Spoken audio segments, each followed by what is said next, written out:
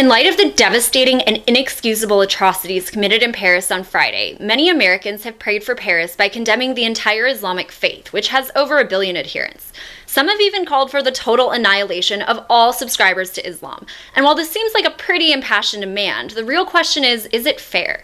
Let's take a look at examples of Islamic extremism to find out. Islamic extremists are responsible for more violence and terror attacks in the United States than any other group. Last year, an Islamic extremist in the Central African Republic beheaded a Christian out in the open streets. One group of Islamic extremists was responsible for the starvation of over 500,000 children in Iraq over political conflict. When one of the superior leaders was questioned on the morality of this move, they answered that it was worth it. One of the world's biggest exporters of Islamic extremism also has a high rate of domestic violence and rape. That same society also has heightened rates of other kinds of violence, and its citizens have been known to encourage rulers to brutalize nonviolent individuals for violating minor infractions. An ally of that group has been condemned for oppressing women, has killed hundreds of children this year alone, sentenced a pro-democracy blogger to 1,000 lashes, and regularly sentences people to beheading and crucifixion. Islamic extremists also once shot down a passenger jet filled with hundreds of innocent civilians. And finally, last month, a group of Islamic extremists bombed a hospital filled with doctors and injured patients, all because they suspected there might have been a couple injured enemy combatants in that facility. They also shot at people who were trying to flee the scene. An ally of this extremist group bombed 100 hospitals this year. That ally is implicated in the rise of the Islamic State.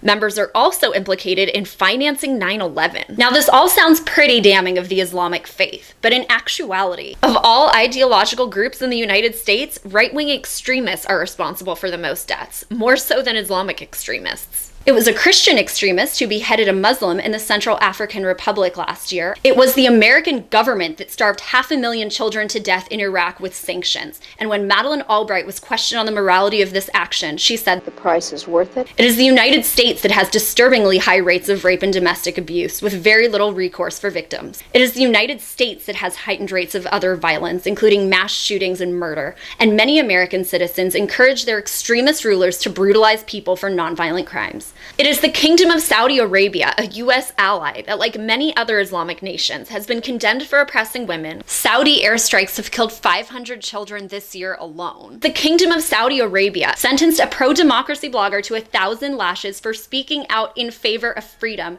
and regularly sentences people to beheading and crucifixion. The United States refuses to disassociate. It was the American government that shot down a passenger jet filled with hundreds of Iranian civilians. And last month, the American military bombed a hospital filled with injured patients and doctors, shooting at those who tried to flee.